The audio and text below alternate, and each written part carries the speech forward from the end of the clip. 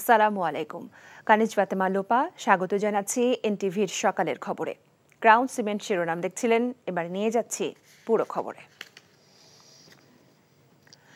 শেখ হাসিনা বাংলাদেশকে বিক্রি করে না, উন্নয়নে কাজ করে, এমনটা উল্লেখ করে প্রধানমন্ত্রী শেখ হাসিনা বলেছেন, যারাই বলছে ভারতের কাছে বাংলাদেশ বিক্রি করে দিয়েছে, আদতে তারাই আগে বিক্রি হয়ে বসে আছে।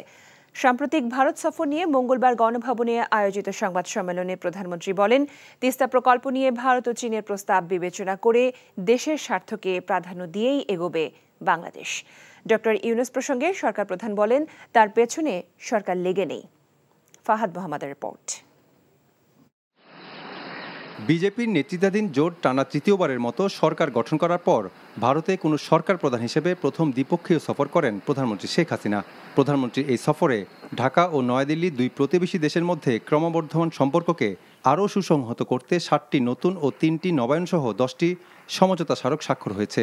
এখন জন্ম সনদ দিয়ে খোলো বিকাশ স্টুডেন্ট অ্যাকাউন্ট, নিজের বিকাশ নিজে কর। নয়াদিল্লি সফর নিয়ে গণভবনে আয়োজিত সংবাদ সম্মেলনে প্রধানমন্ত্রী বলেন, বাংলাদেশের মানুষের সুবিধার্থে আর ব্যবসা বাণিজ্য ও যোগাযোগ প্রসারে মিত্র শক্তি ভারতের সাথে কয়েকটি সমঝোতা স্মারক স্বাক্ষরিত হয়েছে। এতে করে যারা বলছে বাংলাদেশকে ভারতের কাছে বিক্রি করে দেওয়া হয়েছে, তারা নিজেরাই আগে বিক্রি হয়ে বসে আছে বলে পাল্টা জবাব দেন প্রধানমন্ত্রী। তারা মিত্র শক্তি হিসেবে আমাদের পাশে থেকে যুদ্ধ করে এসেছে। এরপরে যারা কথা বলে যে ভারত বিক্রি হয়ে যাবে, এরপর বিক্রিটা হয় কিভাবে, সেটাই তো আমার প্রশ্ন। আসলে যারা এটা বলে তারা নিজেই ভারতের কাছে বিক্রি করা। কারণ আমরা তো দেখেছি যখন মিলিটারি ডিক্টেটর এসেছে, জিয়া, এরশাদ, খালেদা জিয়া উপর দিয়ে ভারত বিরোধী কথা বলেছে আর ভারতে যেয়ে তাদের পা ধরে বসে থেকেছে। এগুলো আমার নিজের দেখা জানা। কাজেই এই ধরনের কথা বলার কোনো অর্থ হয় না। সার্বভৌমত্ব রক্ষা এবং সক্রিয়তা বজায় রেখেই আমরা বন্ধুত্বপূর্ণ সম্পর্ক রেখেই কাজ করছি। আজকে এই যে আমরা সমস্ত যোগাযোগ ব্যবস্থা খুলে দিলাম, তাদের সবথেকে বেশি লাভবান তো আমাদের দেশের মানুষ। তিস্তা প্রকল্প নিয়ে ভারত ও চীন দুদেশের প্রস্তাবই বিবেচনা করা হবে জানিয়ে প্রধানমন্ত্রী বলেন, যে প্রস্তাব গ্রহণযোগ্য হবে সেই প্রস্তাব নিয়েই এগোবে বাংলাদেশ। কেউ মনে করলো যে এদিকে ঝুঁকলাম না ওদিকে ঝুঁকলাম, এই ঝুঁকাঝুঁকির ব্যাপারে কিন্তু আমার নাই। আমি কিন্তু ওই যে সকলের সাথে বন্ধুত্ব, কারোর সাথে বসে নয়। আমাকে অনেকে জিজ্ঞেস করে, এমনকি বিদেশিও অনেকে বলে যে আপনি কীভাবে ব্যালেন্স করেন। বলে ব্যালেন্স করার কথা না, কারণ তাদের দুই দেশের মধ্যে কি সম্পর্ক সেটা তাদের ব্যাপার। আমি সেখানে নাক গলাই না। আমি আমার সকলের সাথে বন্ধুত্ব রেখে আমার দেশের কল্যাণে, দেশের উন্নয়নে আমি কাজ করি এবং সেটা আমরা করে যাচ্ছি। কাজে এটা নিয়ে দুশ্চিন্তার কিছু নাই। ডক্টর ইউনূসের মামলা প্রসঙ্গে শেখ হাসিনা বলেন, তার বিরুদ্ধে মামলা হওয়ার পর কিছু টাকা শোধ করেছে, আর এটাই প্রমাণ করে ডক্টর ইউনূস কর ফাঁকি দিয়েছে। ডক্টর ইউনূসের বিরুদ্ধে ভুক্তভোগী শ্রমিকরাই মামলা করেছে, সরকার তার পিছনে লেগে নেই বলে উল্লেখ করেন সরকার প্রধান। ইউনূসের বিরুদ্ধে আমরা বা আমাদের গভর্নমেন্টকে লাগেনি, মামলা করছে তার লেবাররা, প্রত্যেকে লাগে। লেবাররা যখন তাদের দাবি পেশ করেছে, দাবি পেশ করার সাথে সাথে তাদের প্রমোশন চেয়েছে, তাদেরকে স্যাক করে দিয়েছে, সবাই মামলা করেছে। লেবার কোর্টের মামলা শাস্তি পেয়েছে, তো লেবারদের কি কোনো অধিকার নাই? যারা এত লেবার নিয়ে কথা বলে, মানবাধিকারের কথা বলে, এত কিছু বলে, তারা কোথায় এখন? তারা চুপ কেন? সব থেকে বেশি যে করে তার বিরুদ্ধে এখন উনি গিবাদ গিয়ে বেড়াচ্ছেন। ওনার সঙ্গে ওনাকে আমার জেলাসি করার কী আছে? সে আসুক না, মাঠে আসুক, চলুক আমার সাথে। আমেরিকায় ডিবেট হয় না, চলুক না, আসুক, কথা বলবো। শেখ হাসিনা কারোর সাথে জেলাসি করে না। Sheikh Hasina father of the নেশনের মেয়ে, বঙ্গবন্ধু শেখ মুজিবের মেয়ে। অন্তত এই জায়গাটায় কেউ আসতে পারবে না। কিছু মানুষ অসৎ পথে এত অর্থ বানিয়ে ফেলে, পরে একটা সময়ে দেশ ছেড়ে বিদেশে পালিয়ে যায় জানিয়ে প্রধানমন্ত্রী বলেন, এগুলো করে কোনো লাভ নেই। টাকা পয়সার লোভ এত বেড়ে যায় যে দেশ ধুয়ে বিদেশে রাখতে যে তারপরে শেষে দেশ ছেড়েই ভাগতে হয়। যে সেই অর্থ বানিয়ে লাভটা কি হলো? Fahad Mohammad, NTV news, Dhaka. এখন জন্ম সনদ দিয়ে খোলো বিকাশ স্টুডেন্ট অ্যাকাউন্ট, নিজের বিকাশ নিজে কর। ভারতের কাছে বিএনপি বিক্রি হয়ে থাকলে তারাই এখন ক্ষমতায় থাকতেন বলে মন্তব্য করেছেন দলের মহাসচিব মির্জা ফখরুল ইসলাম আলমগীর। প্রধানমন্ত্রীর ভারত সফরে হওয়া চুক্তিগুলোতে একতরফাভাবে ভারতকে সুবিধা দেওয়া হয়েছে বলে অভিযোগ করেছেন তিনি। বলেন, দেশের স্বার্থ ক্ষুণ্ণ করায় এসব চুক্তি প্রত্যাখ্যান করছে বিএনপি। প্রতিহিংসা থেকে বেগম খালেদা জিয়াকে সরকার উন্নত চিকিৎসা থেকে বঞ্চিত করেছে বলে অভিযোগ তার। ইমরুল হাসানের রিপোর্ট। বিএনপির স্থায়ী কমিটির বৈঠকের সিদ্ধান্ত জানাতে এই সংবাদ সম্মেলন ডাকা হয়। প্রধানমন্ত্রীর সাম্প্রতিক ভারত সফরে হওয়া চুক্তি ও সমঝোতাগুলো দেশের স্বার্থ বিরোধী বলে অভিযোগ করেন মির্জা ফখরুল।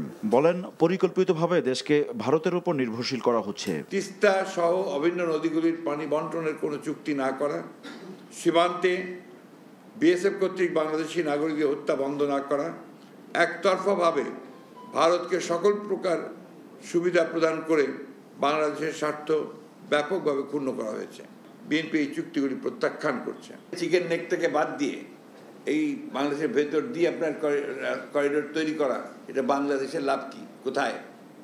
সম্পূর্ণ লাভ তার। এটা ভারত বিরোধিতা নয়, এখানে যার জন্য ক্লিয়ার করেছি আমাদের এই প্রশ্নটা আমাদের স্বার্থে। বক্তব্য আমাদের এই আন্দোলন বা এটা আমাদের ভারতের বিরুদ্ধে নয়, এটা এই সরকারের বিরুদ্ধে। সরকার সম্পূর্ণভাবে ব্যর্থ হচ্ছে ভারতকে কনভিন্স করতে বা তার কাছ থেকে দাবিগুলো আদায় করে নিয়ে আসতে। প্রধানমন্ত্রীর বক্তব্যের জবাবও দেন তিনি। বিক্রি কিভাবে হলাম আমরা, প্রমাণটা কি? What is the example? আরে বিক্রি হলে তো আমরা সরকারে থাকতাম। উনি নিজেই বলেছেন যে আমি সব কিছু উজাড় করে দিয়ে দিয়েছি, বলেন নাই আপনাদের? বলেছেন তো। তো ওই উজাড় করে দিয়ে তো উনি রেজাল্ট পাচ্ছেন। এবারও সব উজাড় করে দিয়ে এসেছেন, আবার রেজাল্ট পাবেন। হাসপাতালে চিকিৎসাধীন দলের প্রধান বেগম খালেদা জিয়ার অবস্থা বর্তমানে স্থিতিশীল জানিয়ে বিএনপির মহাসচিব অভিযোগ করেন, রাজনৈতিক কারণে চিকিৎসার জন্য দেশের বাইরে যেতে দেওয়া হচ্ছে না তাদের নেত্রীকে। চিকিৎসকেরা তার উন্নত চিকিৎসার জন্য বিদেশে প্রেরণের সুপারিশ করেছে, কিন্তু অবৈধ সরকার তাদের ক্ষমতাকে চিরস্থায়ী করার লক্ষ্যে দেশ নেত্রীকে হত্যার উদ্দেশ্যে উন্নত চিকিৎসা থেকে বঞ্চিত করছে। উদ্দেশ্যটা কি? উদ্দেশ্যটাকে পলিটিক্স থেকে দূরে সরিয়ে দেওয়া। এবং টাইমিংটা দেখেন, 18 নির্বাচনের ঠিক আগে কিছুদিন আগেই তাকে মামলা দেওয়া হলো, মামলার সাজা দেওয়া হলো, তাকে ভেতরে নিয়ে যাওয়া হলো। বেগম জিয়ার স্থায়ী মুক্তির দাবিতে শীঘ্রই নতুন কর্মসূচি দেওয়ার কথাও জানান মির্জা ফখরুল। Imrul Ahsan, NTV news, Dhaka. দিল্লিতে লাল গালিচা সংবর্ধনা নিয়ে বিমানবন্দরে এসে গঙ্গার পানি চুক্তির কথা ভুলে গিয়েছিল বিএনপি, আর তারাই এখন প্রধানমন্ত্রীর ভারত সফর নিয়ে নানা সমালোচনা করছে। এমন মন্তব্য করেছেন আওয়ামী লীগ সাধারণ সম্পাদক ওবায়দুল কাদের। মঙ্গলবার রাজধানীর সেতু ভবনে এক সভা শেষে এসব কথা বলেন তিনি বলেন, খালেদা জিয়ার অসুস্থতা নিয়ে বিএনপি রাজনীতি করছে। মহিদুল ইসলামের রিপোর্ট। পদ্মা সেতু উদ্বোধনের 2 বছর পূর্তি উপলক্ষে রাজধানীর সেতু ভবনে আয়োজিত এক সভা শেষে ব্রিফিংয়ে সড়ক পরিবহন ও সেতুমন্ত্রী ওবায়দুল কাদের জানান, ওই সেতু নির্মাণে নির্ধারিত ব্যয় থেকে সাশ্রয় হয়েছে প্রায় 1,500 কোটি টাকা। পদ্মা সেতু 32,605 কোটি টাকা আমাদের নির্মাণ ব্যয়। এর মধ্যে 1500 কোটি টাকা আমরা সাশ্রয় করতে পেরেছি। প্রধানমন্ত্রী ভারত সফর প্রসঙ্গে বিএনপি মহাসচিবের নানা সমালোচনার কড়া জবাব দেন এ সময় ওবায়দুল কাদের। যারা দিল্লিতে লাল গালিচা সংবর্ধনা নিয়ে ঢাকায় ফিরে এসে এয়ারপোর্টে সাংবাদিকদের উদ্দেশ্যে বলে গঙ্গার পানি চুক্তির কথা বলতে ভুলেই গেছি, তাদের মুখে এসব অভিযোগ শোনা। বিএনপি চেয়ারপারসন বেগম খালেদা জিয়ার অসুস্থতা নিয়ে এখন তার দলের নেতাকর্মীরাই রাজনীতি করছেন বলে অভিযোগ করেন ওবায়দুল কাদের। তারা বেগম জিয়ার জন্য কথা বললে আমাদের মনে হয় এটা হলো তার অসুস্থতা নিয়ে তারা রাজনীতি করছে।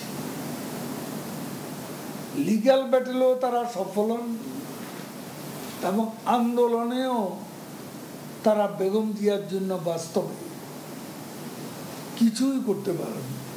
জেলের বাইরে থাকার যে সুযোগ, এটা প্রধানমন্ত্রী শেখ হাসিনার মানবিকতা ও উদারতার কারণে সম্ভব হয়েছে। দেশে হত্যা ও ষড়যন্ত্রের রাজনীতি বিএনপি শুরু করেছিল অভিযোগ করে ওবায়দুল কাদের বলেন, আওয়ামী লীগের নেতাকর্মীরাই এর শিকার হয়েছেন বিভিন্ন সময়ে। মহিদুল ইসলাম, এনটিভি নিউজ, ঢাকা। ছাগলকাণ্ডে সমালোচিত এনবিআর সদস্য সাবেক সদস্য মতিউর রহমান এবং তার স্ত্রী সন্তানদের ব্যাংক হিসাব ও শেয়ার বাজারের বিয় হিসাব স্থগিত করার নির্দেশ দেওয়া হয়েছে।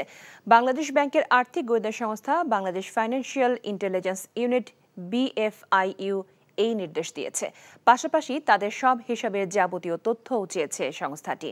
মঙ্গলবার এ সংক্রান্ত একটি চিঠি শেয়ার বাজার মধ্যস্থতাকারী প্রতিষ্ঠান এবং ব্যাংকগুলোর কাছে পাঠিয়েছে BFIU, যাতে আগামী 5 কার্যদিবসের মধ্যে মতিউর রহমান এবং তার প্রথম ও দ্বিতীয় স্ত্রী ও তাদের সন্তানদের ব্যাংক হিসাব খোলার ফর্ম, KYC, লেনদেন বিবরণী সহ বেশ কিছু তথ্য চাওয়া হয়েছে। সাবেক আইজিপি বেনজির আহমেদ জালিয়াতির মাধ্যমে 7টি পাসপোর্ট করেছেন বলে সন্ধান পেয়েছে দুর্নীতি দমন কমিশন। বেনজির আহমেদ ও তার পরিবারের সদস্যদের নামে ইস্যু হওয়া পাসপোর্টের বিষয়ে তথ্য জানতে সংস্থাটির 8 কর্মকর্তাকে জিজ্ঞাসাবাদ করেছে দুদক। মঙ্গলবার সকাল 11টা থেকে বিকেল 3টা পর্যন্ত তাদের জিজ্ঞাসাবাদ করা হয়।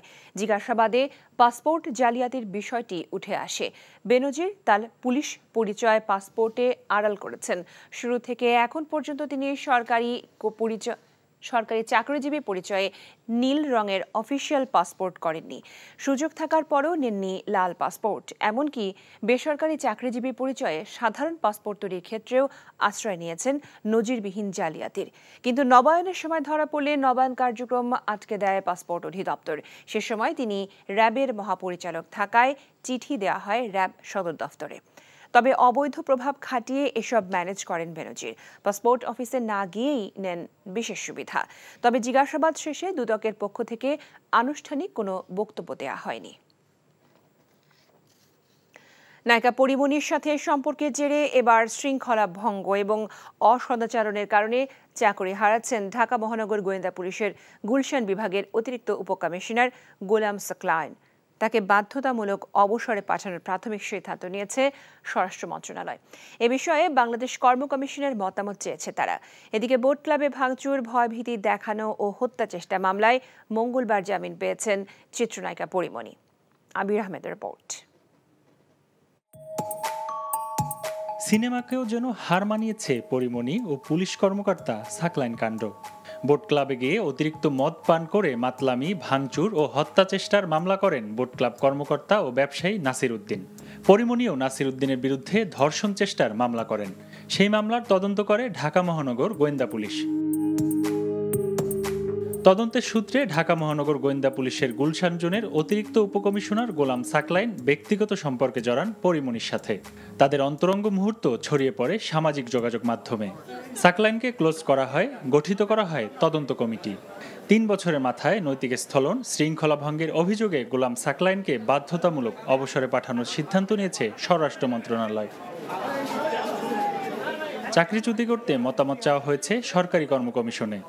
জল যখন চাকরিচ্যুতি পর্যন্ত গড়িয়েছে, তখন মামলার বাদী নাসির উদ্দিনই আদালতে দাঁড়িয়ে পরিমণির জামিন চাইলেন। বাদীর আপত্তি না থাকায় আদালত পরিমণিকে জামিন দেন। আমরা বলেছি যে এখানে 1 নং আসামি, উনি এখন বর্তমানে একজন মা, উনি একজন নারী, ওনার প্রতি সম্মান দেখে আমরা বলেছি আমাদের জামিনে কোনো আপত্তি নেই।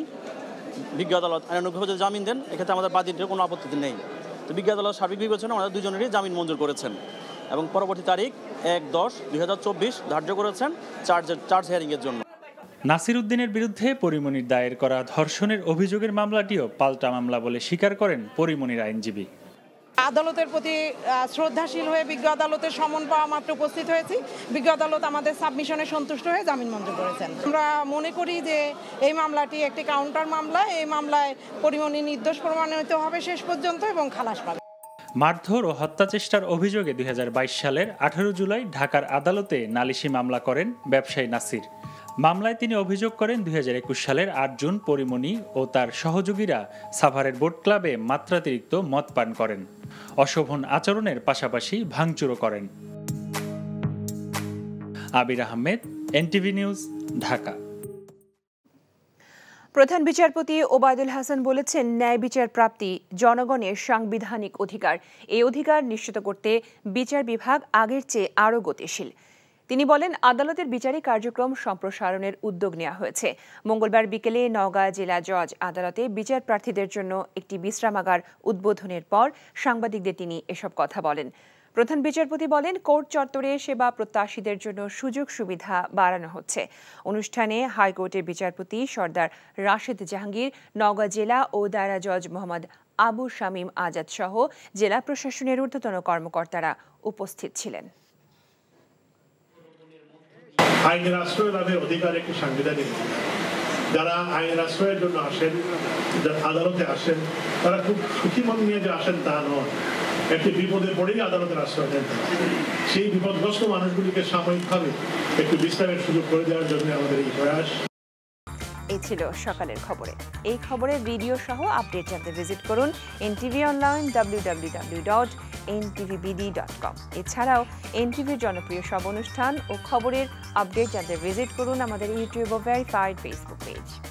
সবাইকে ধন্যবাদ এতক্ষণ সাথে থাকার জন্য।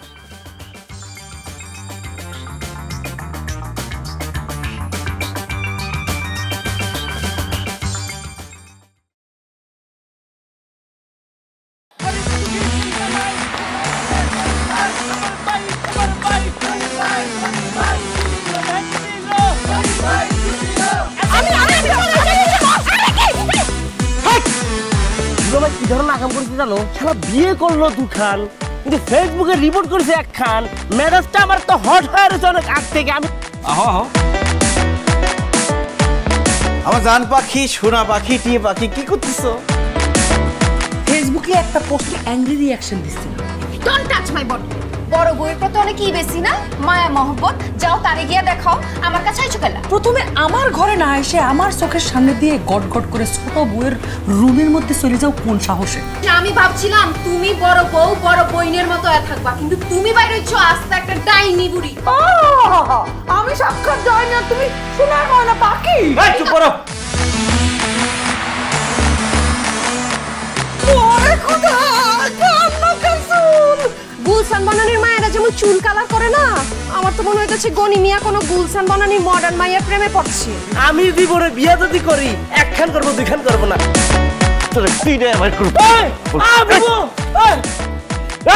আরে কি করতেছ? আরে বাইরে করতে বাইরে যা কইছি শুনো, গড়তে বাইরেও তুমি কি করতেছ? তুমি কোথায় যাচ্ছ স্বামী আমার? হ্যাঁ, তুমি ছাড়া মোর কোনো গতি নাই। তোমার ঘরে একটুখানি দাও ঠাই। দেখাই দিচ্ছে ছোট বউ তার আসল রূপ, নাগিনী সাপিনী। শুনছি ভালোবাসা টিকে থাকে বিশ্বাসের উপর। আমার উপর তোমাদের সেই বিশ্বাস ছিল, আজকে দেখতেছি আমার উপর আর কোনো বিশ্বাস নাই। যেহেতু বিশ্বাস নাই, তোমাদের সাথে থাকার কোনো ইচ্ছা আমার নাই।